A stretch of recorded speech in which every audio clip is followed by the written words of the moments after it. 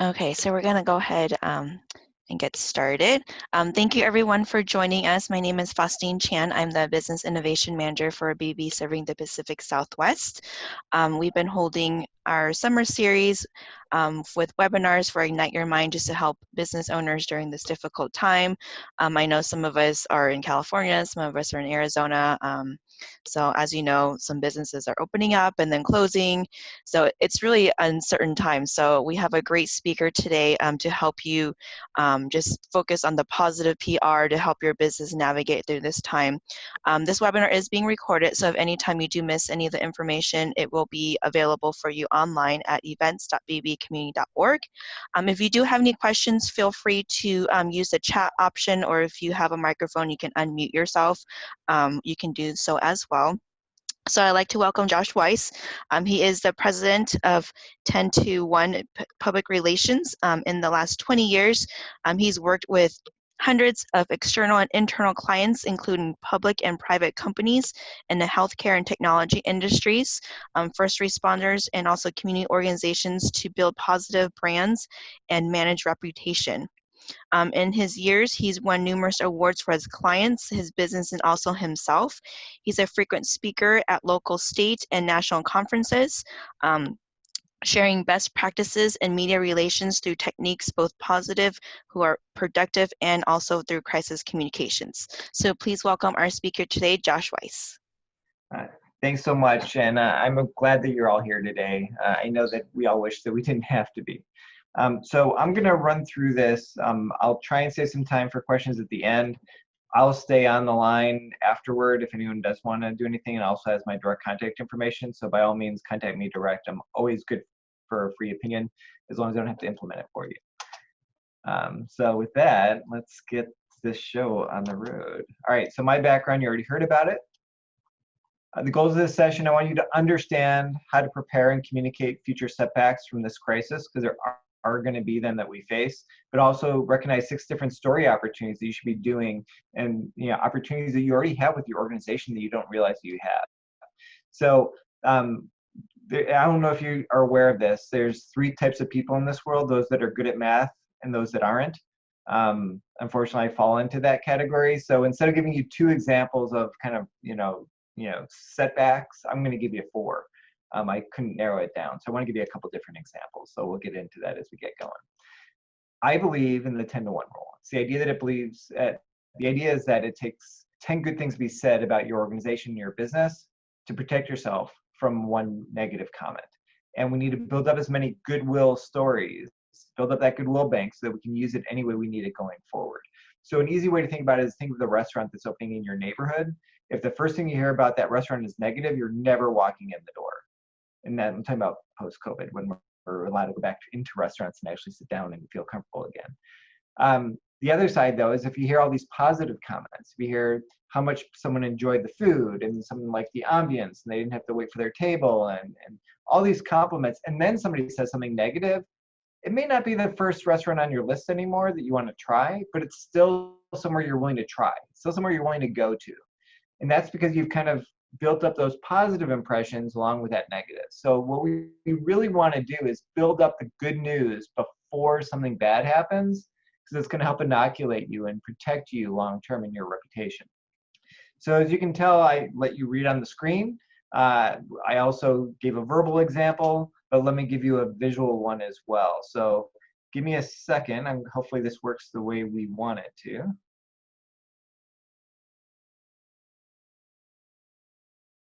All right, so hopefully that visual makes it a little bit easier to understand the message that we're trying to get across, right? So essentially, we are trying to generate as many positive stories as we can before we need them. That's always possible, right? So what I want to do, though, is let's start backwards. I want to talk about all the good news stories that your company already has and all the opportunities that you have to build up that goodwill. But right now, everybody's mindset is on the negative. I know that. So let's just get into the setbacks right away. What I want you to do right now is start building an emergency playbook. All right, we'll spend a few minutes on this before we get into the good news. Actually, a few months ago, before COVID, literally like before anything closed down in mid-March, I did a whole presentation about crisis planning, and kind of, we did talk a lot about the upcoming crisis with COVID at that point. So, I'm going to share just a few, moments to explain this one piece, and then we'll get back into the positives. So the point is, if you want to get into more negative, crisis communications, there's a whole different presentation that Faustine can share with you. It's on the website. It's already up there, the full presentation, so you can watch that later if you want. I think it was like March 18th or something like that. Essentially, what I want you to do is build an emergency playbook in advance. So I don't know if you remember when you were a kid, Mad Libs, which was a fun little game that kids would do. And basically, someone would yell, "Give me an adjective," and you'd fill in the blank on this little story narrative. And give me a plural noun, and give me a city, and give me a name. And you'd fill it in, and then the organizer would then read this silly story that had all these names and places and nouns and adjectives and verbs given by the group of kids. And if you were that teenager or that that tween, you were using the bad words and you thought they were hilarious, the silly stuff. But it's a great way to kind of prepare in advance. I want you to do that for your business. I want you to create a Mad Libs, an emergency playbook for your organization, because you know what kind of problems you're going to have. So, for example, I was talking to one of the people who are on who was sitting in the presentation.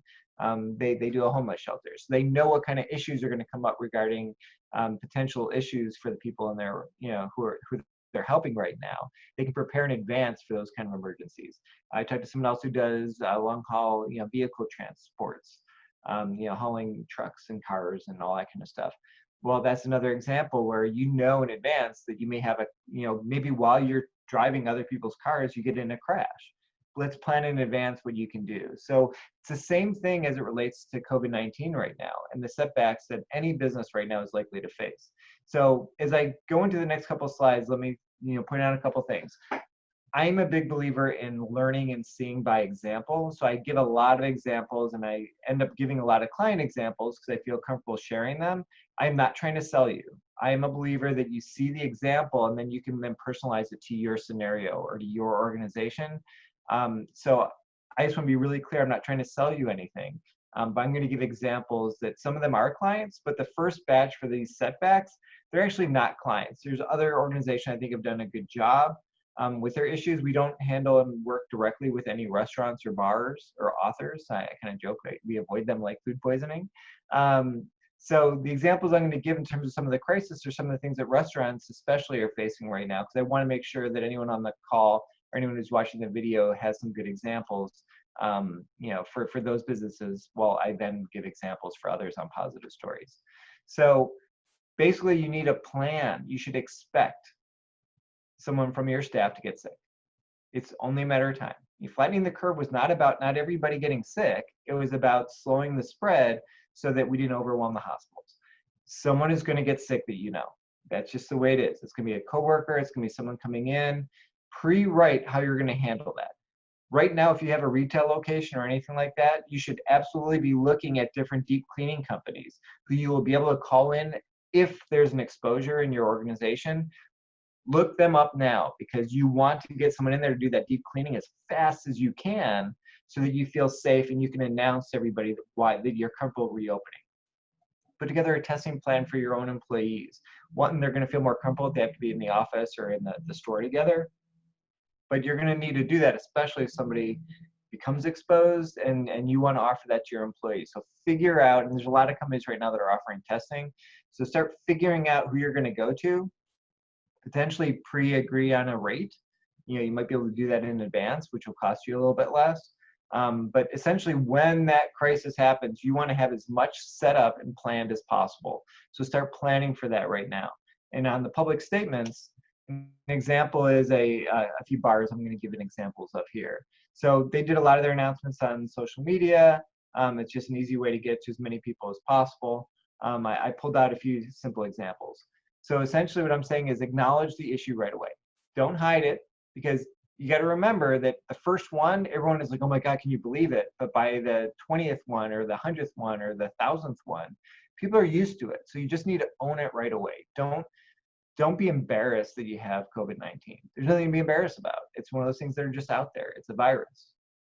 Arguably, a lot of people have it. A lot of people don't even know they have it. So don't hide it. Just acknowledge it And people are not going to, it's not like people are going to avoid you. They might avoid you for 2 weeks, but they're not going to avoid you long term and think that they need to. So, give a simple statement, explain to them what you're doing to handle the problem. And as you can see on the screen, I think that this one bar in the Phoenix area did an excellent job doing that. Another example is highlight your policies in one place where it's simple and easy for everyone to see. Here's another example, again, not a client of ours. Another restaurant right on their website, right at the very top, says how we're keeping our guests safe during COVID-19. And they list all these different things that they're doing among their own staff, among, as people are coming in. Letting everyone know what you're doing is really helpful because then you're basically saying you acknowledge there's something going on. Here's what we're doing to make you comfortable. It doesn't hurt to put it on your website to make it very public. The thing is, when you do that, you actually have to follow through and actually have to do what you say that you're doing. You also need to celebrate when you're reopening. And it may not be the first reopening, it may be the second one after that, COVID exposure and you have to close for a couple days and you're then reopening. Make a big deal about it. I mean, if you think about it, right? And I remember my uncle saying this back in Cleveland when I was a kid. A very popular restaurant had something went through, and they had some kind of food poisoning in their kitchen and all that kind of stuff. And everyone thought it came from the pot that made the matzo ball soup. So when he walked into the restaurant on the first day it reopened, he asked for a bowl of matzo ball soup because they figured if anything in that entire restaurant was going to be the safest, cleanest thing, it was going to be that pot. It was going to be the people who make the matzo ball soup. So giving that example, if you think about it, right after a cleaning is actually when everyone should want to come because it's going to be the safest time to actually go anywhere in that regard. So take advantage of that. Basically, show everybody what you're doing. If you can, if you have that spray company that's coming to do the deep cleaning, get video of it. Share that openly. That is not something to be embarrassed about. That's something that will actually encourage more people to come in. Thank your customers for coming back and returning. People want to support you. Make it as easy for them to as possible. Just tell them what you're doing because it will make them more comfortable.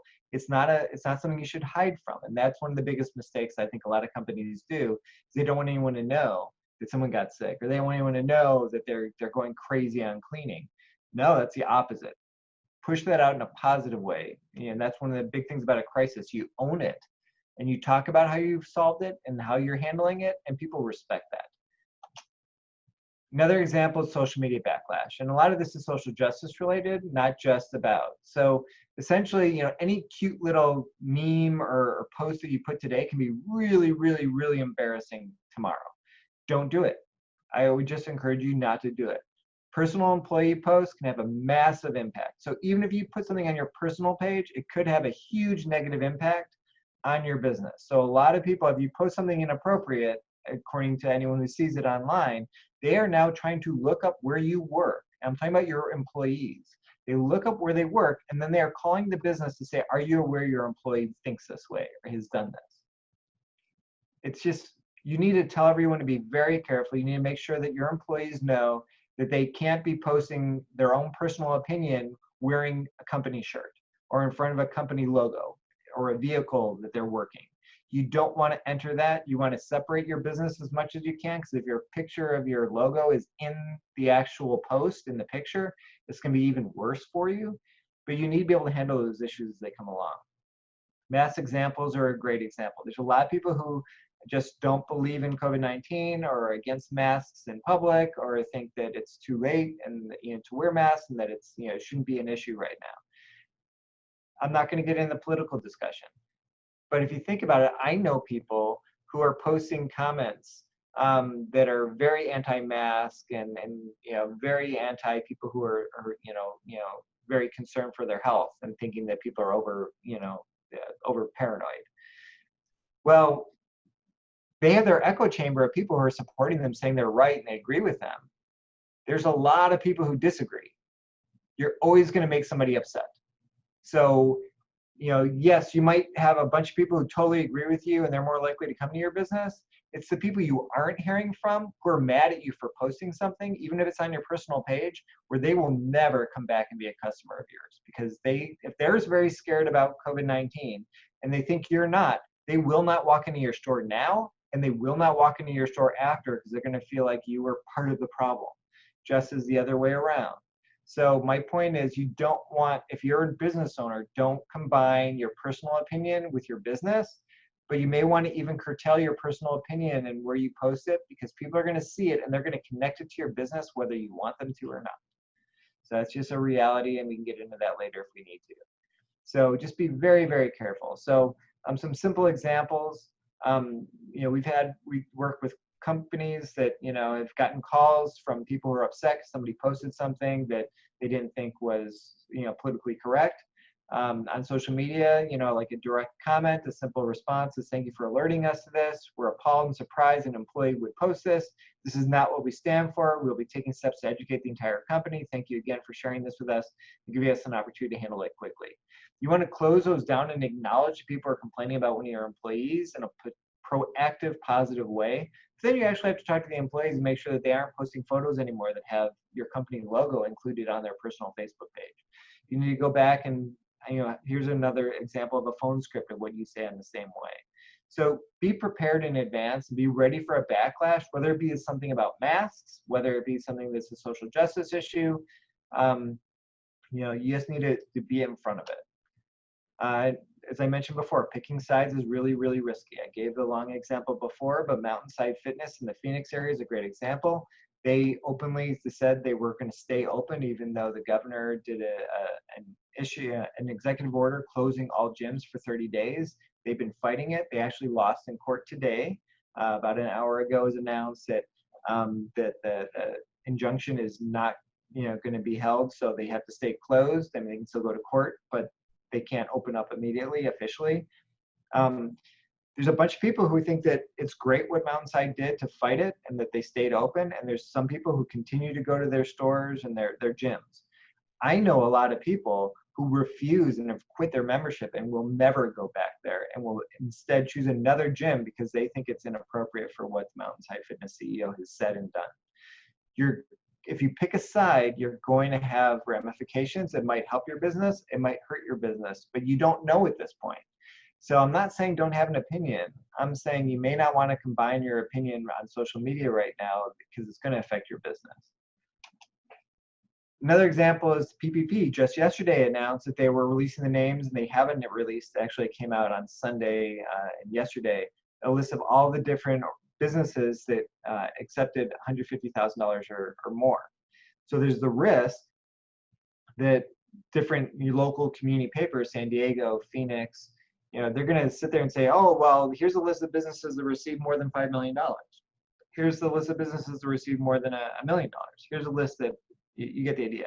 Now, it turns out the list is humongous. There's a ton of companies on it. So it's going to be very hard for anyone to pick out individual companies.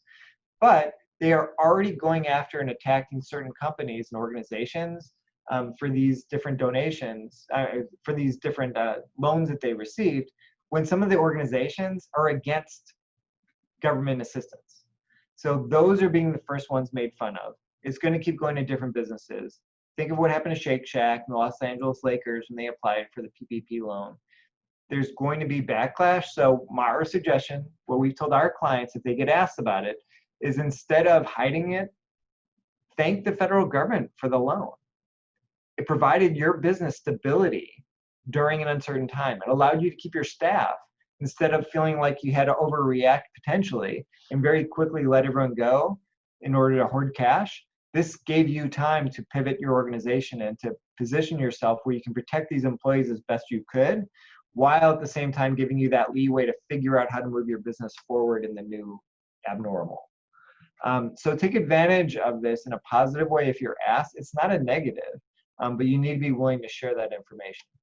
So those are 4 examples of setbacks that could come and how you can kind of mitigate them, what you can do as an organization to talk about them in advance. So let's switch into the positive stories, which is really what I love talking about. Even though we excel at crisis communications, I love doing the positive stories to build up that goodwill because you can get really creative and have a lot of fun with it.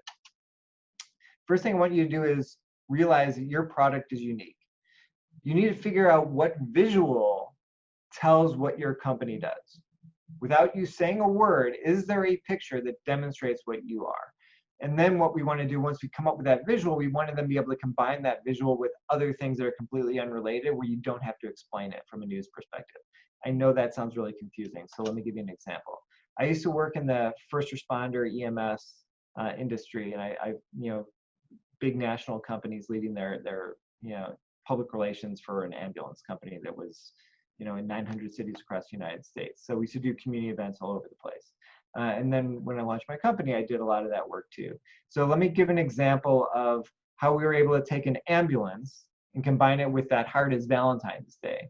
So let me play this video for you. Let's see if I can do this better than I did last time.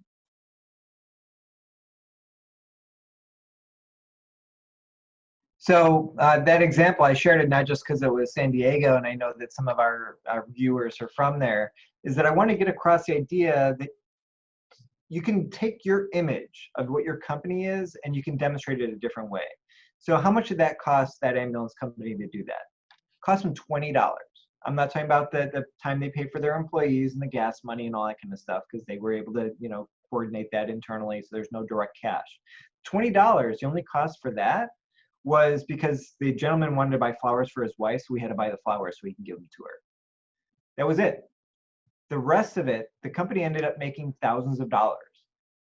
Because what they did is they reached out to the different nursing homes. They said, hey, do you have anybody that has a spouse that comes to visit them in their facility, that we can take them out on a date for a couple hours? And the nurses and the case managers, they're the ones who decide what ambulances are going to do the non-emergency transports, like taking them to a doctor's appointment. Like, oh, that's so beautiful, that's so nice. Let me ask all the nurses. And you ask all the nurses, and the nurses say, I don't have anybody, but Molly needs to go to her doctor's appointment today. I'm going to give it to that company instead of the other one. So they get an extra $1,000 for that transport. And then it turns out the first facility didn't have anybody, so they went to a second facility. Same issue, they got a couple extra transports out of it, but nobody was a good example. They go to a third facility and say, well, actually, there's somebody whose spouse lives in a different nursing home and they haven't seen each other for a while. And it was a perfect opportunity where we got the benefit of both of those facilities now, who kept giving us transports because they thought it was so great that we were taking residents and bringing them together. So just by putting this together, and the food was donated by the restaurant that we coordinated with to make sure we can bring cameras in. They offer free food, including for our EMTs and paramedics. It's just a really easy story, but the most important part is when it came to an ambulance company, it's the vehicle and the paramedics that people see what those are and they know what you do immediately. Your business has something similar. Your nonprofit has something similar. You need to figure out what your visual is, because then you want to shove that visual in people's face as much as you can, because it means you've got to spend less time on educating somebody and demonstrating to them what your organization does and the value that you give the community. So let's get into specific examples now. Oh, sorry. Wrong video accidentally. Let's keep going. All right, so number one idea for piggyback stories. Look at the calendar and see what's coming up that you can take advantage of. So a couple examples here. Not My Kid is a nonprofit in the Phoenix area that's a national nonprofit. They basically are about helping kids make educated decisions about drugs and alcohol and making good life choices.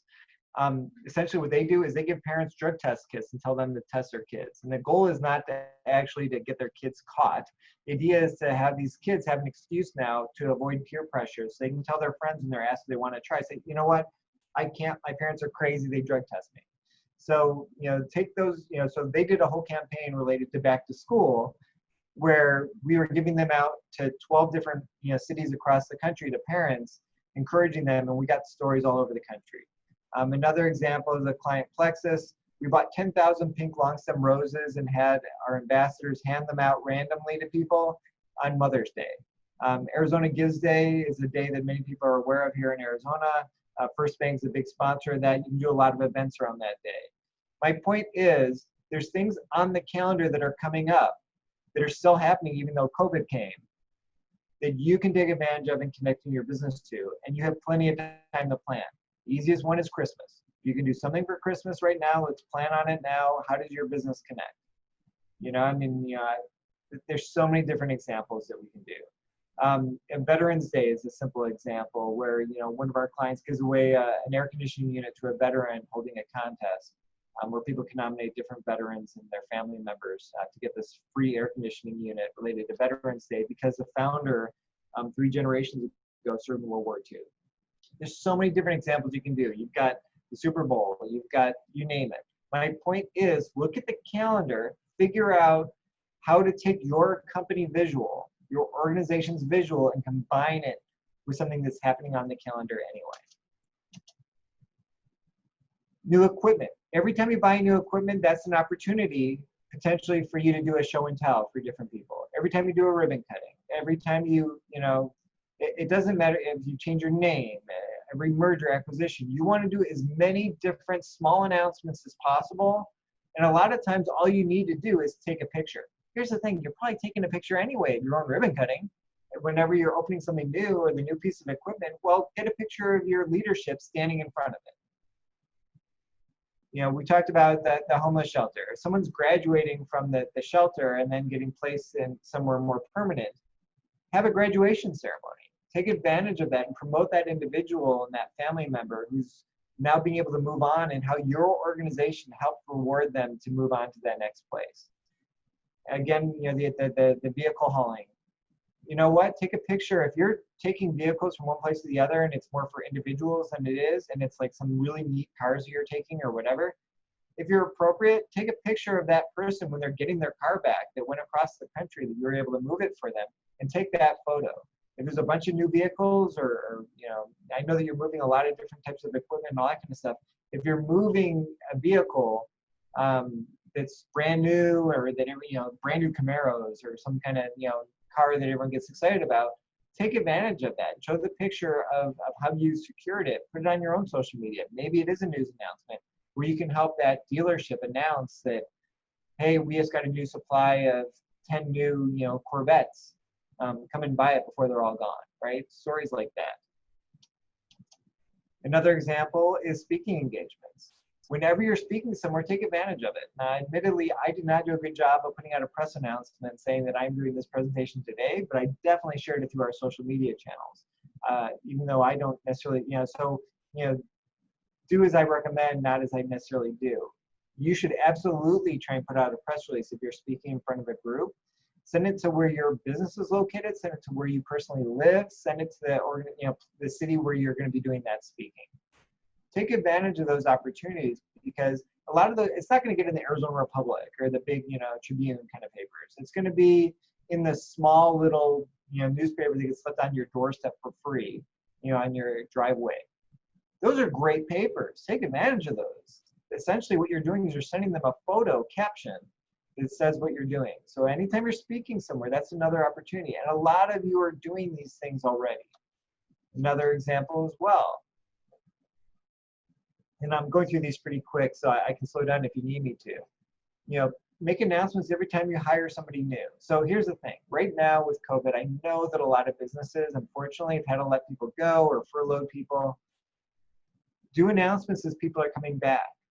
Do announcements as you hire new people. I literally put out a press release this morning for my own company because we've added people to our staff, and it's a great opportunity to make that announcement. Now, we clearly did add people to our staff, but if your business, let's say you had to let 5 people go back in March or April, and now you're hiring back 2 people, so you're really down 3, even though you hired 2 new people, put out the press release about the 2 new people, right? Put out the press release about the 1 new person. That story, I'm not talking about it being a big story, right? Let's be realistic. It's not this huge deal. I know that. But you might get that one-line mention saying Josh is hired as, as a receptionist at company X. And it might just be my photo, and it might just be that simple announcement, that one line that goes in the little newspaper that gets left on your doorstep. You'd be amazed how many people read the on the move sections of community newspapers. And as long as that person lives in that community newspaper is likely to run that story or mention them. It's just getting that job, especially right now when people want good news. So you may have hired 1 person and fired 5 people. They're still going to run that one story. So the average person who sees that story goes, wow, that company must be doing really well, even though it's COVID. They just hired somebody. They don't know you just had to let go 5 people. You don't need to be telling them that either. Take advantage of the positive news, put it out there, and it shows that you're pivoting, that you're moving your business forward. And people want to be part of a winner when they can. They also want to help somebody who needs help. So my point is, take advantage of the opportunities that you have. The people in the middle kind of get lost. So if you're desperate, it's okay to tell people you're desperate. If you are hiring and you're doing well, it's good to tell people that as well, because people want to be with someone who they think is going to be with them long term. Apply for every award under the sun. Now is a perfect time.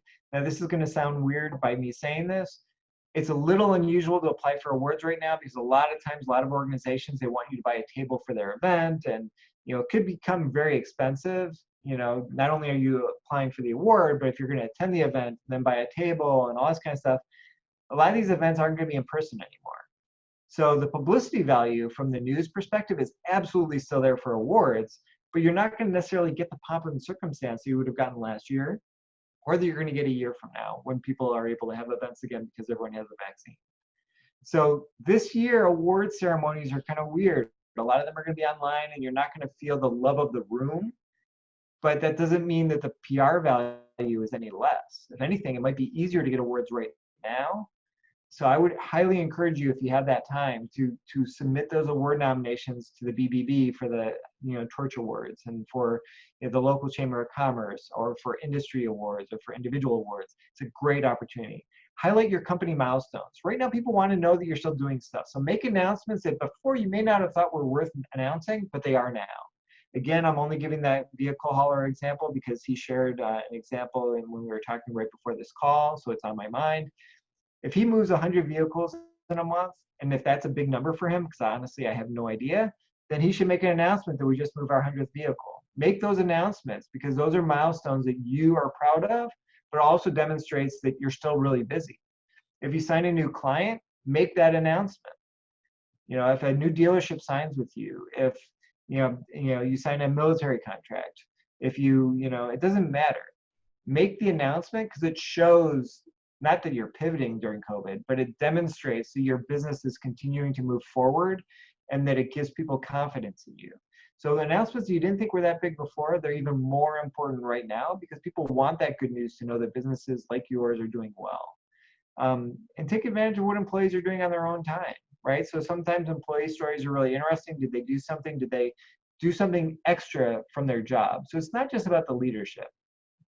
So it could be about an employee that saw a solution, and all of a sudden you said that's a great idea, and you recognize the employee for coming up with a better solution within your business. It could be that they are donating their own time separately, and we'll get into that in a second as well.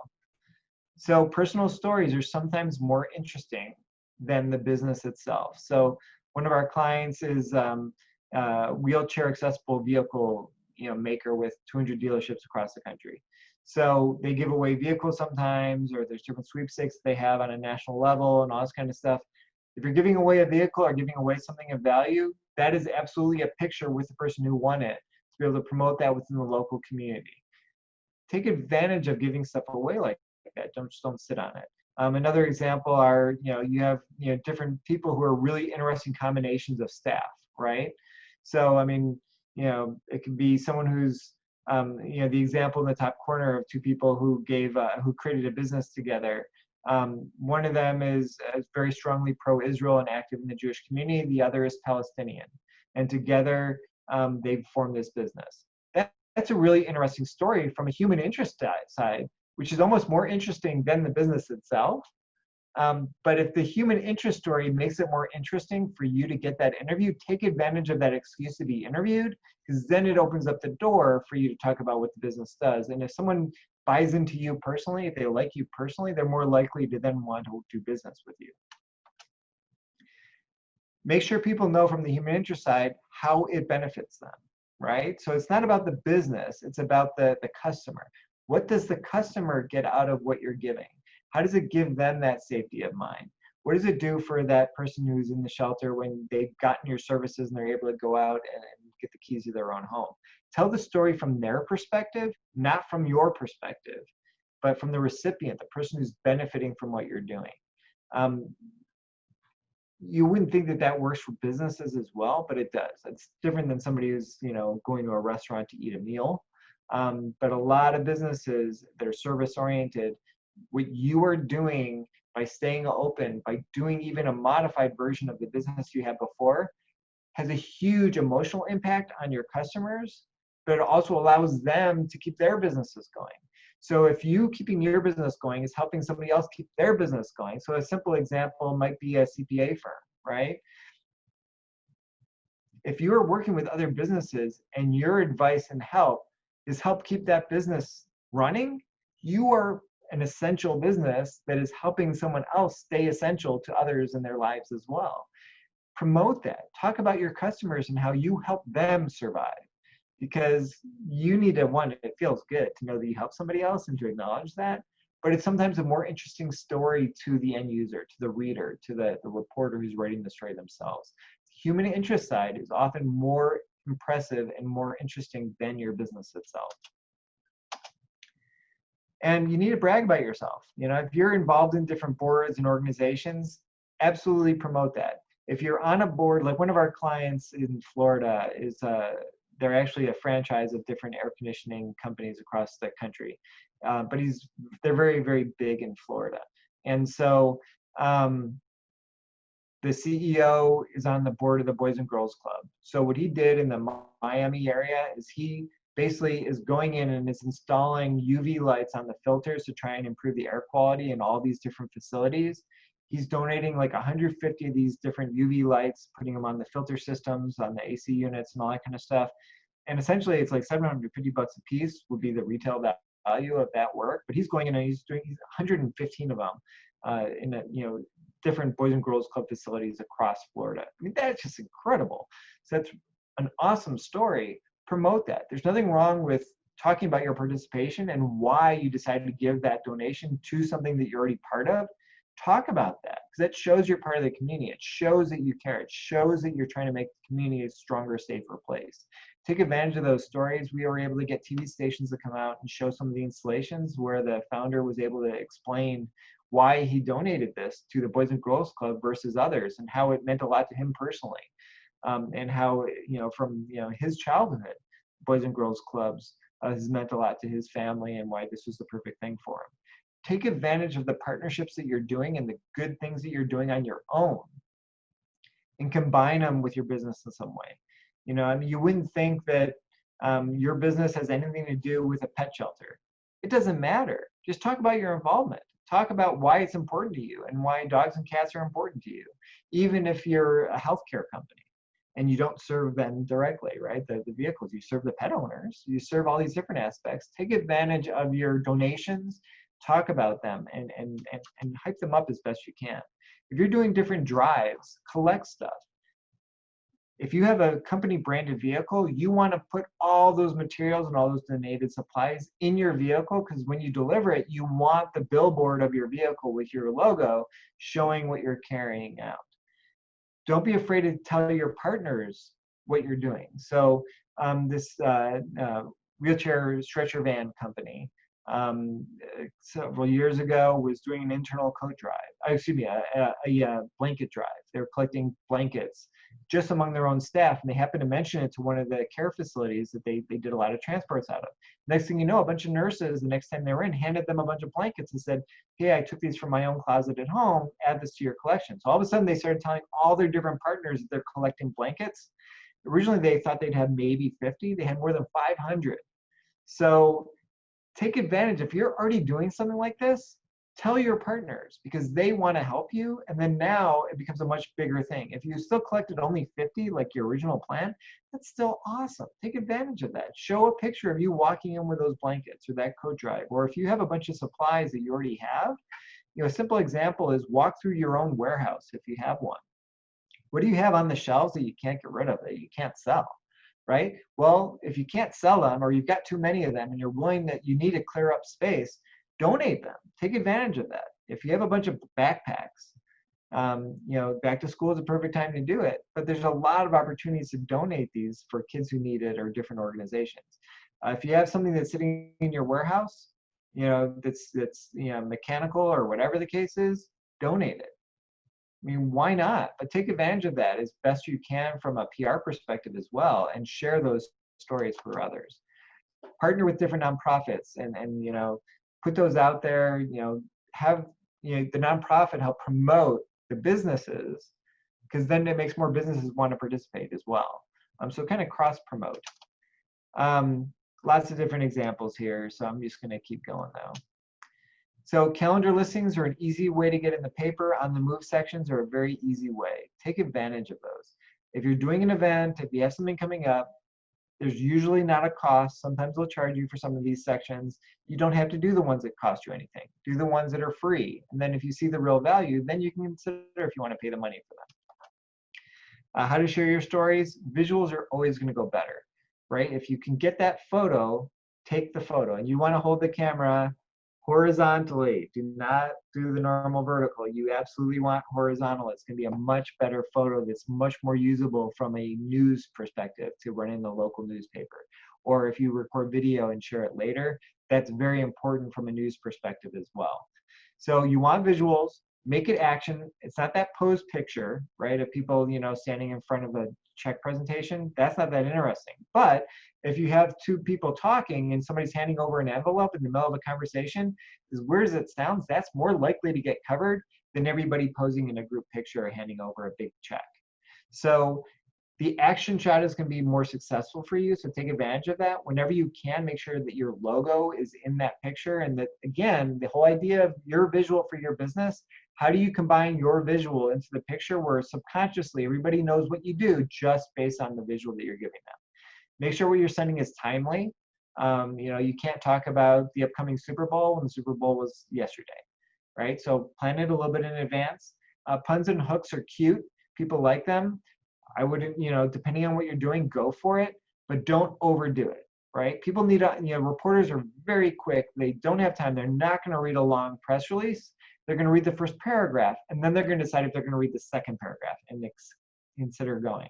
So you can start with a quick pun, then you very quickly need to explain what it is you're actually trying to tell them, because they aren't going to spend a lot of energy on it. And if it doesn't subconsciously very quickly click with them, it's not going to have the intended effect that you want it to. So in terms of the different media outlets, a lot of businesses make this mistake. They try and get in the New York Times. They try and get in the Today Show. And they try and get in all these big national publications. And trust me, we love when we get our clients in those. But those are not actually what most businesses need. What you need to be in is in that little newspaper that gets left on the doorstep. That's so much easier to get in than even the citywide newspaper, the daily newspaper. Because if you think about it, if your business is only in Glendale, it doesn't help you to have that story also in a different, to be in Mesa, right? If you know the Phoenix area, those two communities are a good 40-minute drive, let's say, away from each other.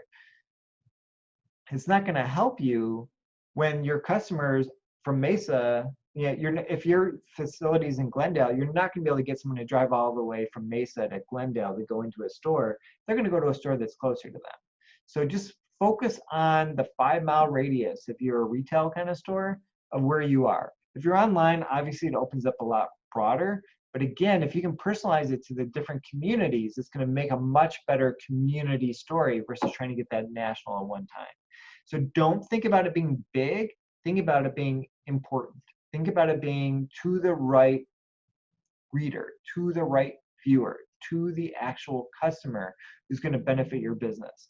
Narrow down your target to who actually matters to you. If you're looking for fundraisers, that's a very different target than certain kinds of people. If you're talking about a different kind of business because you're a B2B business, it's a very different type of publication you need to be in. If you're B2C, it's a very different community-based paper sometimes you need to be in. Understand who you're talking to, because if you ask me, which would you rather be in, the church bulletin or the citywide newspaper? Usually the church bulletin is going to get you better results.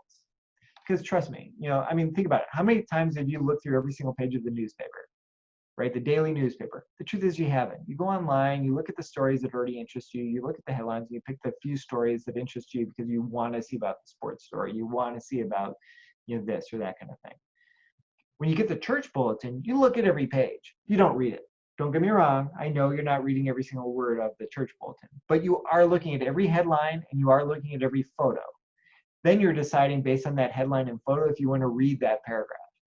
So if you see that picture in there, you go, oh, I didn't know that this person's a member of the church, or oh, I know that person from church. I want to see why they're in my newsletter and what they're talking about. How did their business get involved with the church? Or how did the business get involved in this nonprofit? Or how did they, do something good for the community? There's a lot of ways that you can combine it when it's not a sales pitch. But I'd rather be in the church bulletin because it's local and people are already committed to that group and they look at every single page, than just being in the massive big newspaper when half the people reading it aren't your target audience. So if you're trying to find the right reporters, basically go into like the Arizona Republic or the Tribune or any paper that's appropriate for you. Just do a search of your competitors' names. If it turns out that certain reporters keep coming up as writing about transportation, chances are they're the transportation reporter, they're the right one for you to be talking to. Same for healthcare, same for, you name the industry, it doesn't matter, for education, etc. Take advantage of just seeing who's already writing about the topic, and that is the right reporter that you're probably going to go after. Call the assignment desk, call the different reporters directly, and play dumb. You can call them directly. Their whole point is that they want to do stories, right? They want to write about different great businesses and organizations that are helping the community. But if they don't hear your story, what are they supposed to do?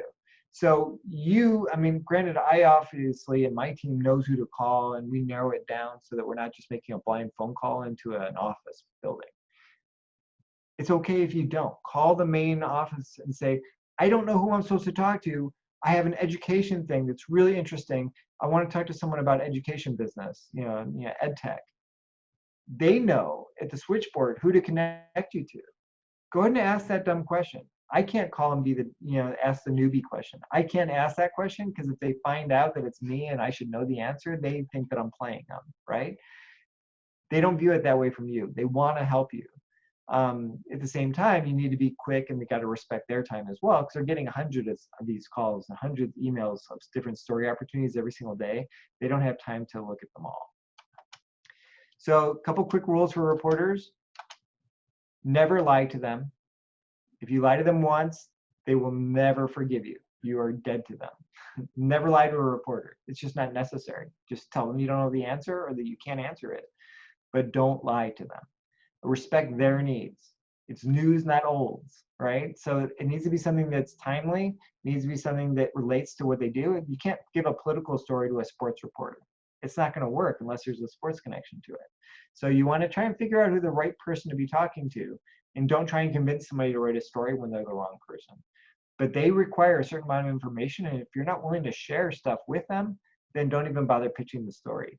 You need to accept their deadlines, because you want something from them. They don't work for you. Now, you don't work for them either, but you need them when you're trying to get that positive story. So make it as easy as possible. When they call and ask you a question and they say they need something, ask them what time they need the answer by, because different kinds of reporters need it by a certain time, right? So for a daily newspaper, they may need your response before 4 p.m. because they're at 4 p.m. supposed to hand their story to their editor, to their boss, who then reviews it and asks questions and makes them make changes to the story at 4 p.m. So if something's missing, or if you call them back at 3:55 and say, yeah, I'm not giving you that information, now they're mad at you because you make them look bad to their boss. Don't make a reporter who you want something from look bad to their boss. Don't do that to anybody. So you want to, if you don't have an answer, you know that by 1 o'clock in the afternoon, call them at 1 o'clock and say, look, I know I said I would get you this by 4. We're not going to have the answer until tomorrow or the next day. I'm sorry, but I want to give you as much notice as I could that we're just not going to give you an answer. We can't get you an answer.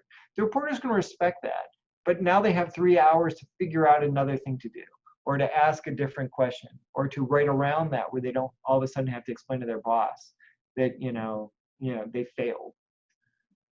So that's why their deadlines are important. You need to ask them when they need the information by, and respect what they tell you, not when you think you can get the information. Respect their deadline.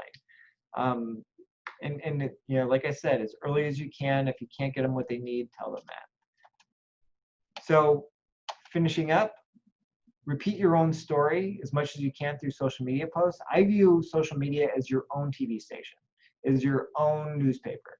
That's your opportunity to share that news, because the people who are signed up and following you on social media are people who already support you, people who already like you. So take advantage of that. Share those press stories, share the press releases, share photos of people excited that they got their vehicle. Show, pictures of, I wouldn't say in a full, store, but opportunities of people walking out with bags. Show pictures of your deep cleaning processes. All those are opportunities through your newsletters, through your website, through your social media posts. You name it, it's a fantastic opportunity for you to promote and repeat the stories you want other people saying about you. And then, don't forget who your real audience is. Don't worry about talking to consumers when all you really care about are business owners, right? So if it's the business owners that are buying your product, they're the ones you need to kiss up to. They're the ones you want stories. They're the ones that you want to read the stories that are about you. Because the average end user, if they're never touching your product by choice, it's because they're handed it by some other company. That's important to know. So target the right people and just make sure you personalize your audience. A lot of people are afraid of reporters. Don't be. It's repetition. The more you do it, the more comfortable you get. Redundancy really does work. And the other part is just get started. It's one of those things that it's never going to be perfect. Just go do it. I can't remember the exact phrase. I apologize, but perfect is the enemy of good, right? That kind of phrasing. I'd rather have something 95% and run with it. Now, granted, all the facts have to be correct. 95%, let's move on. Let's just put it out there. Facts are correct. The information is there. Let's run with it, because I don't want to spend another 2 weeks making it 100%, because now you lost that 2 weeks. I'd rather move on to the next story. So it doesn't have to be perfect. It just has to be good. And that is my direct contact information. So by all means, reach out to me directly. I want to take some questions now if anyone has any, but very seriously, my contact information is there. Look me up. Send me a quick email if you want to have a quick chat. As I offered at the beginning, I'm totally fine giving you a 5-10 minute conversation, giving you free advice, ideas that you can implement on your own. Go do it. If you want me to implement it for you, that becomes a different conversation about a contract. So don't be afraid to call me. I'm happy to give you ideas, because I got plenty of ideas. It's really easy for me to give you ideas that you have to then go do. So by all means, just let me know if I can answer any questions for you. Faustine, I have not been looking at the comments at the chat box. I didn't know if you've seen any questions specifically, or you just want to open it up, or how you want to proceed. Yes, if anyone has any questions, we can take questions through the chat, or we can unmute yourself. There was a question that came across that I saw. When you talked about sharing your stories, how many times do you think is too much in sharing a story on social media or with reporters? I think there's two different questions. So the social media side, it depends on which channel you're talking about, right? So for Twitter, if you're posting something there, you can share it on Twitter several times, the same thing, because people are looking at Twitter at different times of the day, and it's more like an instant news kind of feed. So it's okay to post the same thing, 2, even 3 times a day. Just spread it out. From a social media feed perspective, I would do it one time. From like a Facebook feed, I wouldn't necessarily, post the same thing on your Facebook every day, multiple times in the same day. Now, once a news story runs and you run it now, you can run it again a week from now or a month from now, right? You want to kind of space out when you're posting different stories and how you're repeating them. So from that perspective, again, every channel is a little bit different. The thing about you as a user, right? You don't want to keep seeing the same thing every single time. So you want to kind of keep changing up the stories in your feed. But if someone misses it the first time, you want to give them a second chance to see it when possible as well. From the news perspective, if it's the same press release, the same announcement of a partner, you can't keep sending that again and again to reporters. They want it one time. Now you can make sure they got it. You can try and call them or forward them the original email and say, hey, just want to make sure you got this. But I wouldn't push it too hard, right? So if it's a simple, small announcement, send it out there, post it on your, give them a little bit of time to try and run the story first, and then put it on your social media. So on that kind of press release kind of thing, and here's the thing, and this might be an answer to your question too. Not every press release you send out is going to get covered, and that is okay. So the whole idea of the 10-to-1 rule, right? The 10 touches, you want to get 10 good stories out there for your audience. Well, think of the media as an audience too.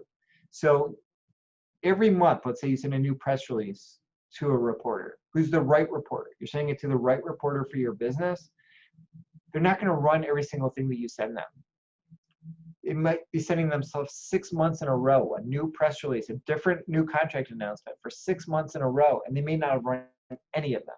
But on month 7, they come back and they say, so think of it this way, right? So every reporter is getting 100 different story opportunities per day. That's a lot of different stories. They're only allowed to write 1, maybe 2 stories. So the reporter has to take the 100 stories that were pitched to them. 50 of those stories are completely inappropriate, like the sports story to the political reporter. So delete those 50 right away. Now they got 50 stories to choose from. They kind of mentally rank them.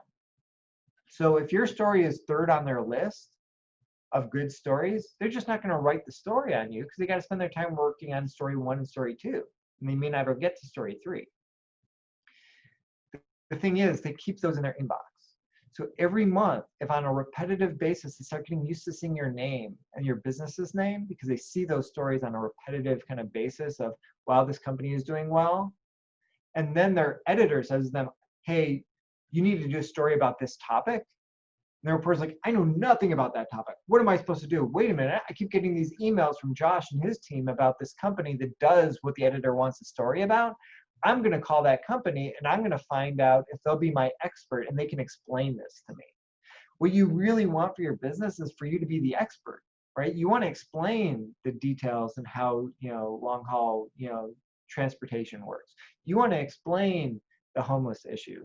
You want to explain what a different app is going to do to help resolve sleep deprivation. You want to explain how this piece of equipment is going to help. You want to be that expert.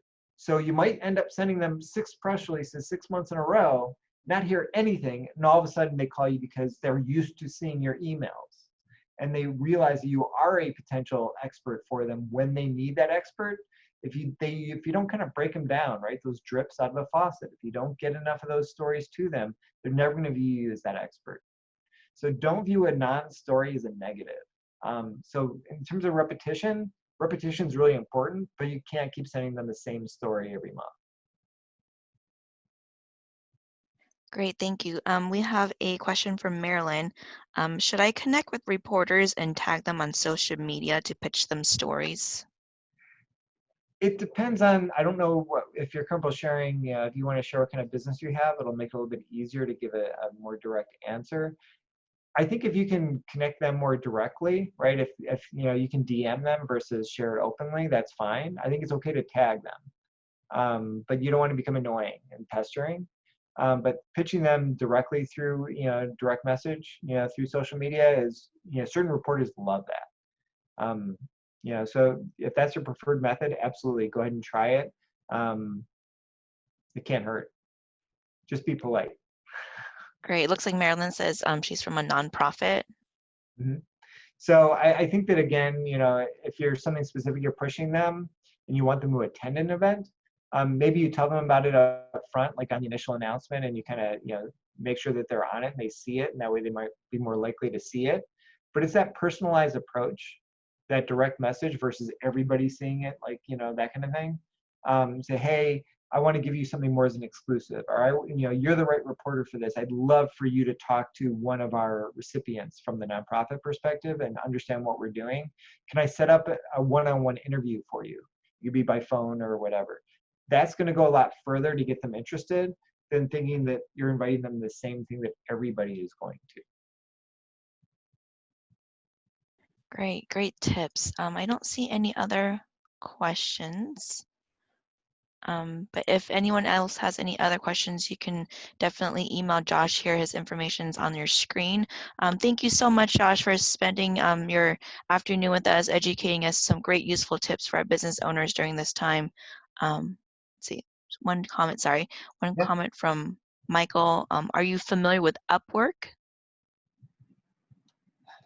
The name's familiar, but I'm not sure why. Can you specify that, Michael?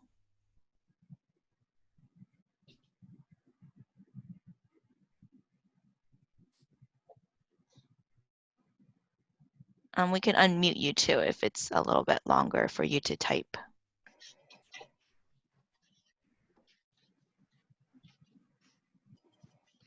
Yes, you're unmuted, Michael. Thank you. I discovered a source that's really good for smaller companies, because the smaller companies don't want to hire some people full-time, because obviously they might not require a full-time person for this.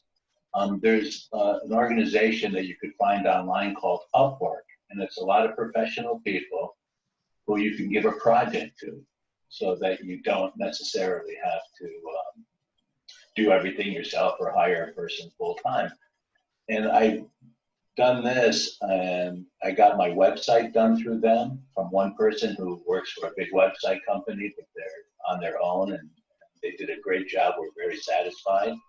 We hired content writers just to do that type of work. And I'm very big on posting a couple times a week on different platforms, from Google My Business, Facebook, our website, LinkedIn, all these different places. And they've been really helpful. And I would really suggest that if you're looking to advertise or get your name out there, is to use this particular website, Upwork. And it's worth looking at. My son told me about it. And it's made a big difference at a very reasonable cost. Yeah, I'm familiar with a couple other organizations like that too. So there's a couple similar, I guess, to Upwork that are out there. It's a great way to have someone work on a project for you, or to bring in that extra help. Sometimes those are competitive, right? So you post what you want, and people will kind of bid on how much they would charge you for that kind of work. My only advice on those fronts, or like specific to graphics or something like that, make sure you know what you're paying for, right? So make sure that you get what you pay for. It doesn't mean there's not a lot of great value, and there's a lot of talented people looking for extra gig money right now, especially with the gig economy having to shift, right? You think about all the Uber drivers, all that kind of stuff. Well, I mean, they're totally smacked right now. So, there's a lot of people who initially were really, really hurt through the gig economy, especially as businesses kind of froze up and weren't willing to do stuff. What I'm hearing is a lot of those are kind of coming back on a project basis. So it might be starting to run up the price on some of those projects, because there's more businesses that gave up their graphic designer, or gave up a certain marketer, and now need someone to still do some of those pieces of work. It's a great option if you can't bring someone in full time.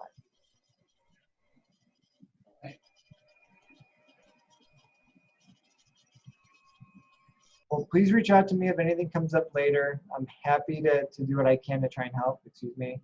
And I really appreciate you spending the time. And I think, Faustine, I think you share this video afterward as well. So yeah, like I said, go ahead and share it with anybody. My view is that we all need to help each other right now. And, if any of these pieces of advice helped you, great. I'm hoping that maybe you walk away with 5 or 10% that you feel like you can implement on your own. And if that's what you get out of it, I am so happy with that. So you don't have to do all of it. Just pick one little thing that kind of resonated with you, prepare in advance, start doing something. Just don't procrastinate, just get started. Yes, thank you so much, Josh, again, for taking time out of your busy day. And thank you, everyone, for attending. Please stay safe out there and have a great day.